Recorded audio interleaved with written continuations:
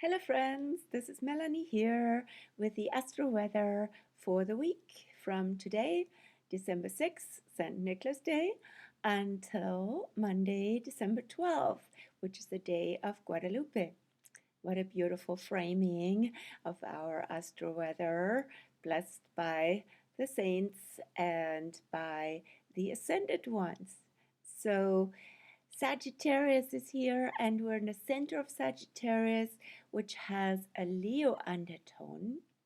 Ask me more about the decanates if you'd like to come to a specific session determining where your planets are with these undertones. And also, I might do a group again in the new year about that. It's pretty exciting to see these other sides of the parts of the zodiac energies. So, what does that mean for Sagittarius Leo? So, the center of Sag with the Leo undertone has to do with the heart so much. Being in your heart, trusting the truth in your heart, and also trusting others to be in their heart rather than trying to convince them, rather than having an ego battle when it comes to my way or the highway. We got to do this my way because this is my will, this is what I want, and I'm going for it, and I might actually put people off with that. So that is the shadow of it.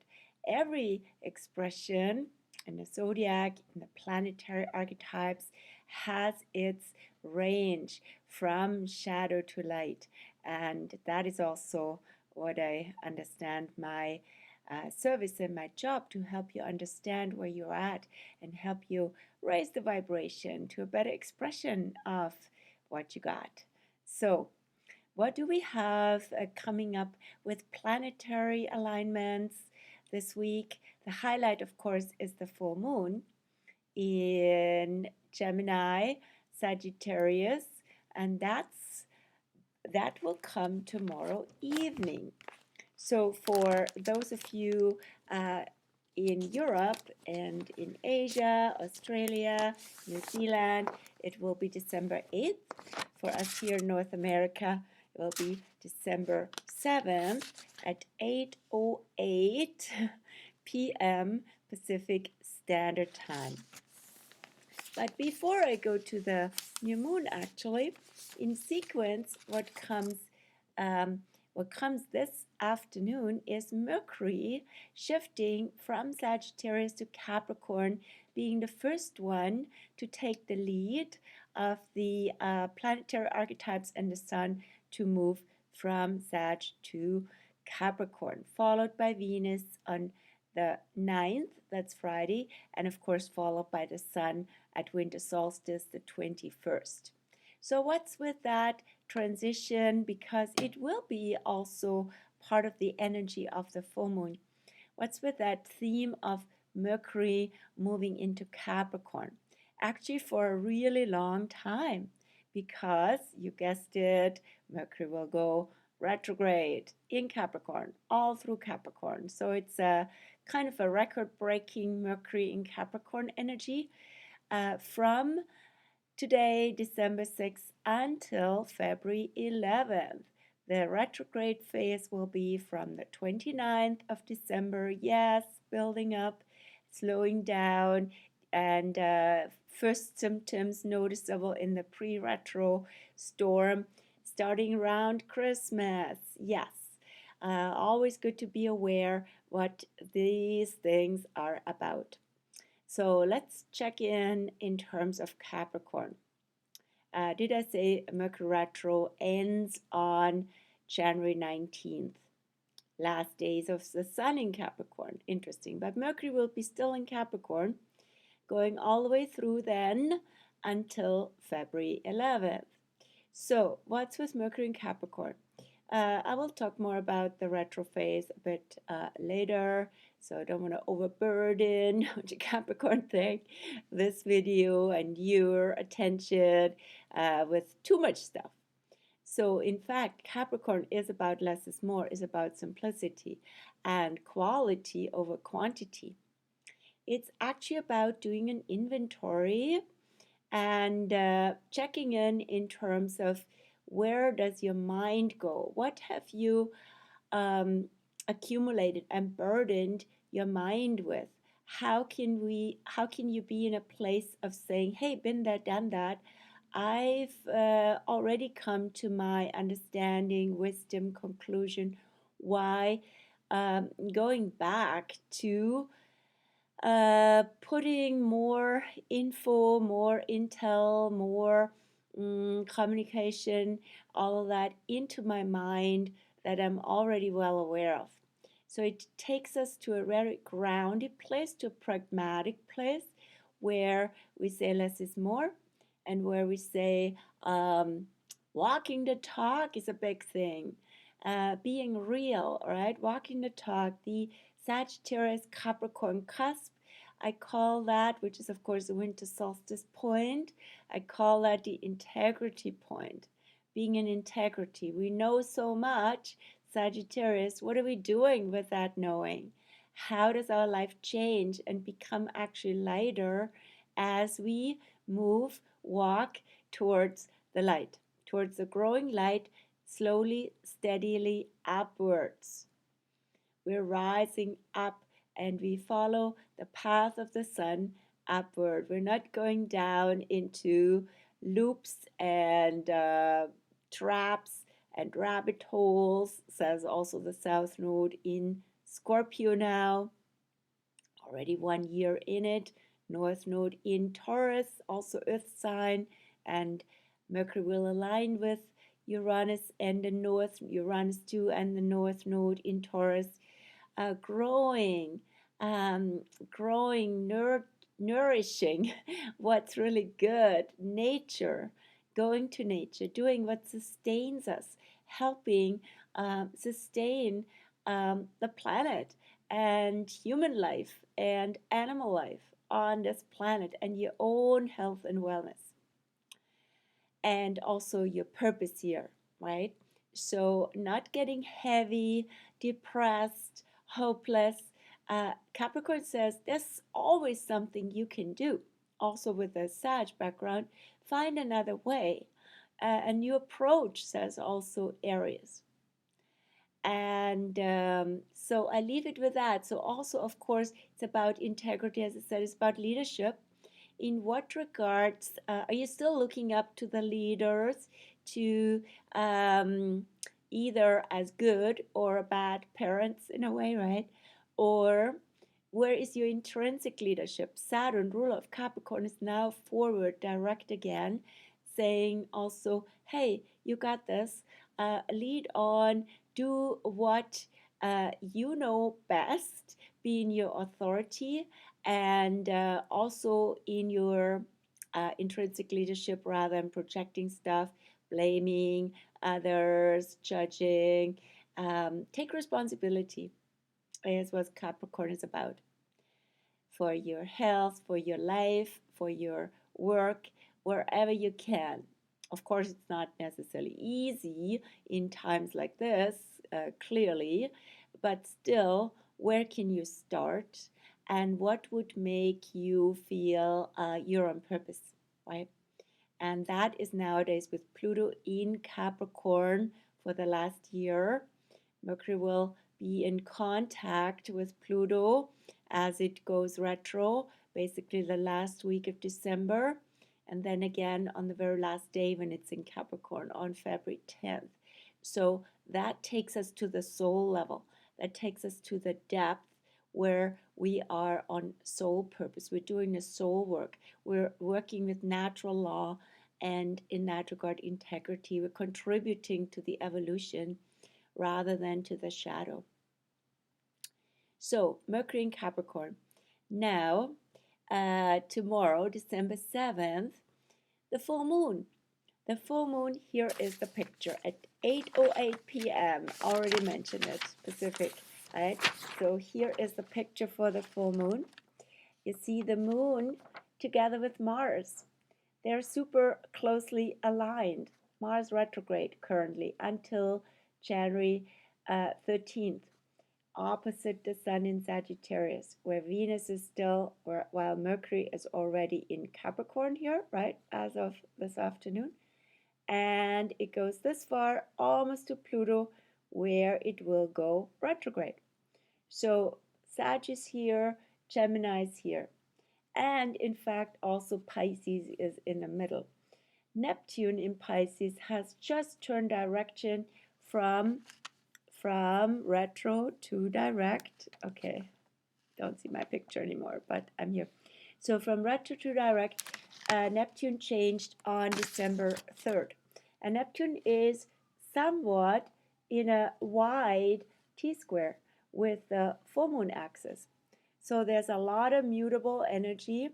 Mutable is like flexible here, but even more than this would indicate, because it just depends on the location in Victoria, where the rising sign at the time of the full moon will be Leo, and the midheaven Aries. None of them is mutable. So in fact, mutable dominates the scene via Sagittarius, Gemini, and Pisces. So being also in the flow and being with Neptune in Pisces, navigating the change in, from a spiritual level, in the changeless. So the changeless, not like change less. So the changeless being everything always is, while everything also always changes. So there's a big spiritual paradox. And being in that state of union with life, with what is, right? That is just such, while at the same time the phenomena always change. So that can be in a way also our outlet for this full moon, which brings up so much from the Gemini side, so much. And Mars moon, right? Mars gives it an extra boost, and Mars is just 7 minutes away from the full moon. In other words, 7 astrological minutes. In other words, the moon lines up with Mars. Let me just check. At 8:19 p.m., just 11 minutes after full moon, will be also Moon-Mars conjunction. That's quite a lot of energy, quite a boost for so much communication, information, stuff going on, questions, doubts, and debates with Mars retro. So this full moon really brings up Mars retro, not only because the moon aligns, but also it's the Mars opposition. Mars is opposite the Sun. In other words, it's the halfway point, literally on the 7th, 8th. So in 2 days will be the halfway point of Mars retro. So Mars is like fully lit, like a full moon, a full Mars in this case, right? Plus the moon occults Mars. It's like also a little, so it's a small eclipse, because the moon hides and covers the disk of Mars from Earth perspective.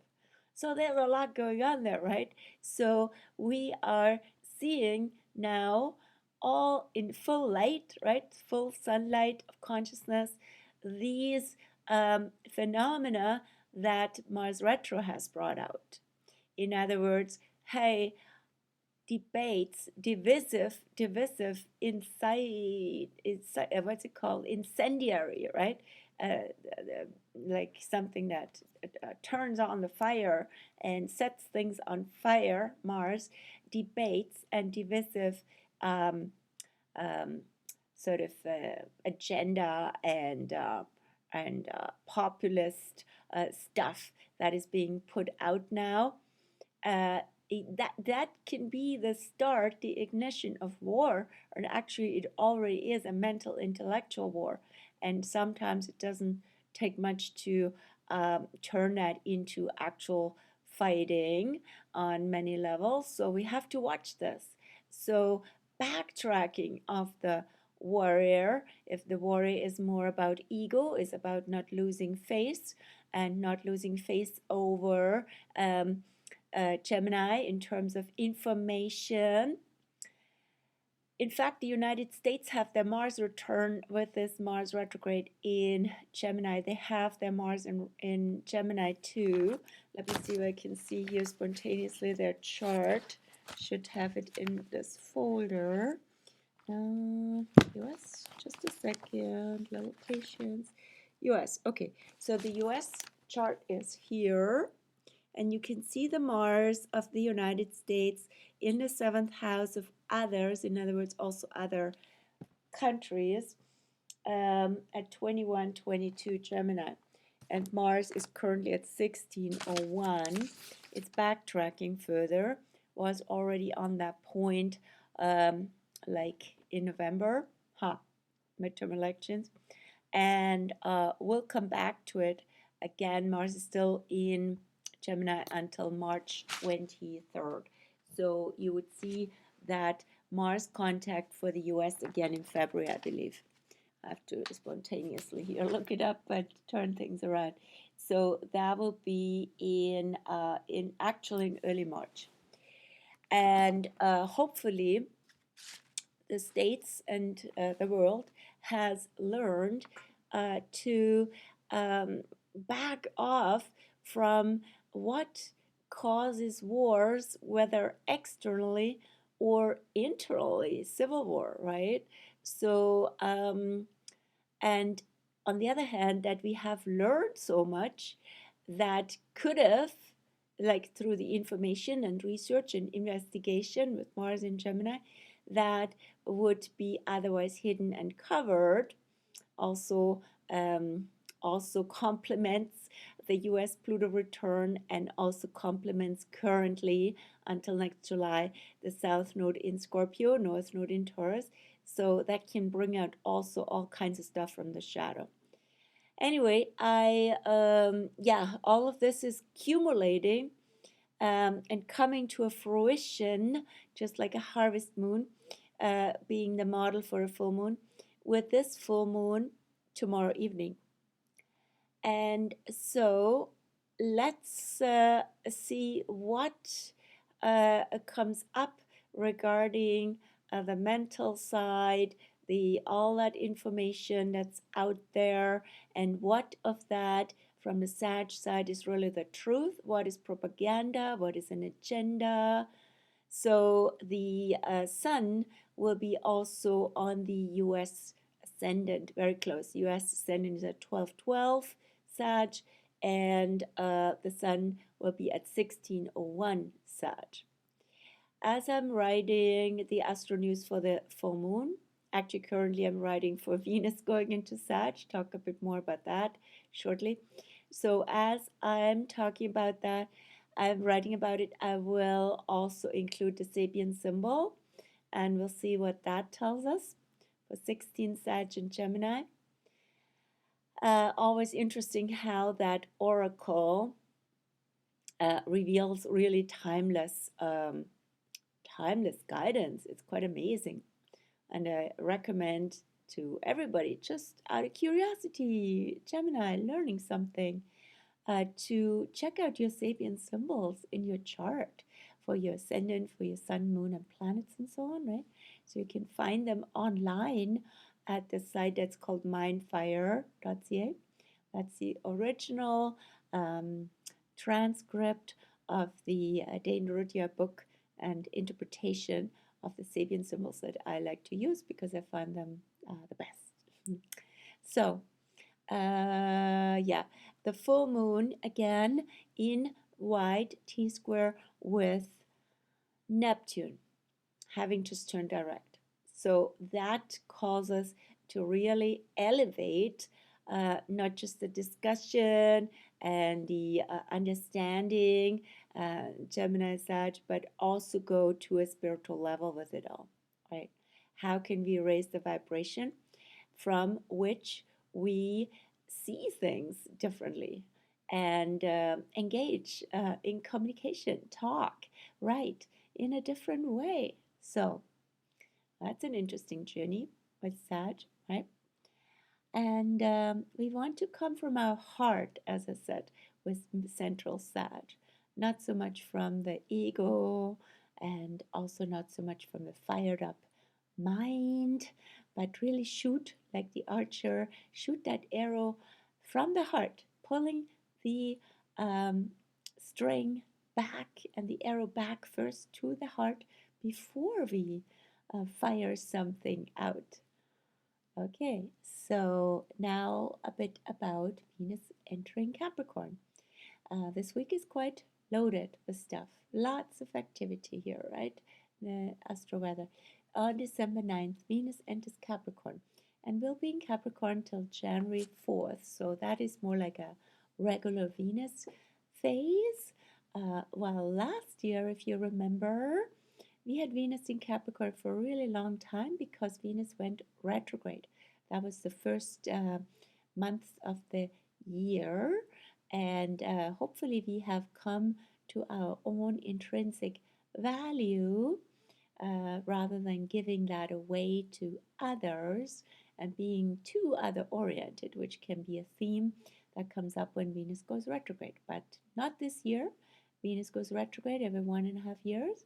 And this year we have Venus retro, just regular term. So Venus in Capricorn brings out grounded, rock solid love and what has quality rather than all the quantity. Beautiful time over Christmas, also nice energy, yet a little challenging too. Literally for December 24th, when the new moon, the next new moon in early Capricorn on the 23rd of December, will then line up with Venus and Mercury in Capricorn. So very traditional, very grounded, also focusing on what we appreciate in each other, in ourselves, and slowing down and going to priorities for our time. Our time and energy is precious. Not that we come from scarcity, but we come from a quality approach. And then and I'm writing about Venus in Capricorn. You can always find that on my blog, more specifics about it, just like Mercury in Capricorn, already out since yesterday. And now to the moon. So this week we have the waxing moon, waxing into full moon tomorrow evening in Gemini. And let's just check my the moon has just entered Gemini here this afternoon, 12:49 p.m. Now 1 hour into Gemini moon we are, and Mercury, the ruler of Gemini, goes into Capricorn, very relevant this afternoon. And so the moon is waxing still in Gemini, already waxing, and Taurus was in Taurus this morning, and then goes into Cancer in the still full but slightly waning phase, her own abode of Cancer, on just before midnight of December 8th, 9th, and will be in Cancer until noon on Sunday the 11th. So that is a beautiful combination of Sagittarius season of returning light and moon in Cancer, very homey, very cozy, and very apropos, maybe inviting guests and celebrating with family. So all of that is very Cancerian, very nurturing on an emotional level. And then the moon will be in Leo from noon on Sunday until the 13th, actually 14th, 13th, 14th, Tuesday, Wednesday, midnight again. So Leo, even more, even though it's the Sunday afternoon and then the beginning of the week, but definitely a time to celebrate, raise vibrations, go into joy, show your love, all of that beautifully expressed with the moon in Leo, even though Saturn is in Aquarius opposing the moon. So that's always a bit of a crisis when the moon opposes Saturn, and that will be this month. What is that? On the 13th, 13th Tuesday in the morning, 6:09 a.m. So that builds up on Monday, and that can be energy of sort of a dichotomy, polarity between you, your joy, your love, your creativity, your fun, and where that comes up in you, in your life with people, and then all the social issues, social, societal issues that we're currently in. So, how can we, just for now, for this beautiful Sag season, not bypass, not ignore, but balance that with joy, with sharing the love, contributing from the Aquarius perspective to a better energy. And I leave you with this. Carry on with my writing and see you in the city, in the cybersphere, in a session. Yes, there's currently Treat Time on, which is my annual offer throughout December. Where you can treat yourself, get 22% discount, or treat somebody else at 33%, or even do a 2-for-1, which lots of people have taken me up on this offer already. And I look forward to the sessions and to the treats and to meeting their friends and family. And you can be one of them. So let me know if you're interested. And I wish you a wonderful week, full moon week, but also very grounding with the Capricorn energy kicking in. Bye bye.